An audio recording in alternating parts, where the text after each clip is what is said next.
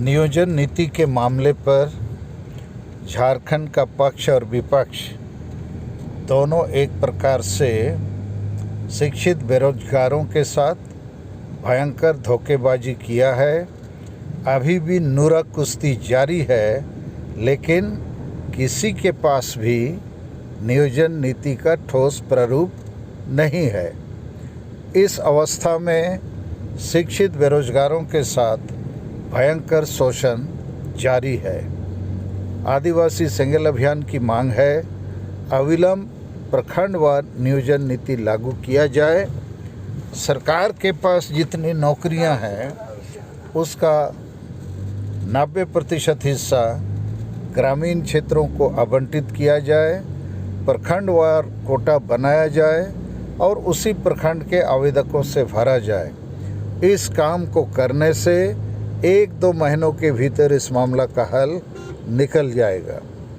दूसरी बात, सोरेन खानदान ने अब तक आदिवासियों का सर्वाधिक वोट लेकर सर्वाधिक धोखा देने का काम किया है।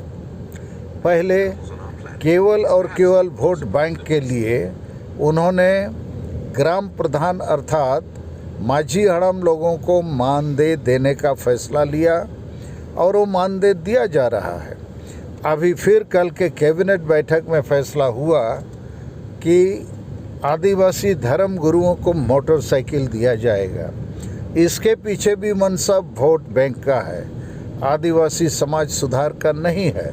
चूँकि परंपरा के नाम से वंशानुगत नियुक्त माझी हड़म आदि 99% अनपढ़, पियक्कड़, संविधान कानून से अनभिज्ञ, देश दुनिया की कोई जानकारी नहीं रखते हैं, तो उनको मानदेय देकर, मोटरसाइकिल देकर आदिवासी समाज का भला नहीं होना है।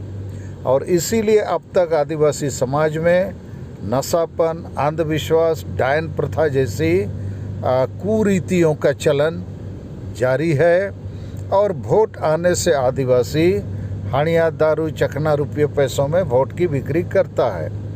तो ये जो प्रयास है सोरेन खानदान का मात्र और मात्र अपने वोट बैंक को बनाने के लिए है, आदिवासी समाज के उत्थान के लिए, सुधार के लिए नहीं। तो इन फैसलों के खिलाफ आदिवासी सेंगेल अभियान निकट भविष्य में माननीय सुप्रीम कोर्ट जाने को बाध्य है। चूँकि आदिवासी गांव समाज में जब तक संविधान और जनतंत्र लागू नहीं होगा, आदिवासी समाज का भला असंभव है।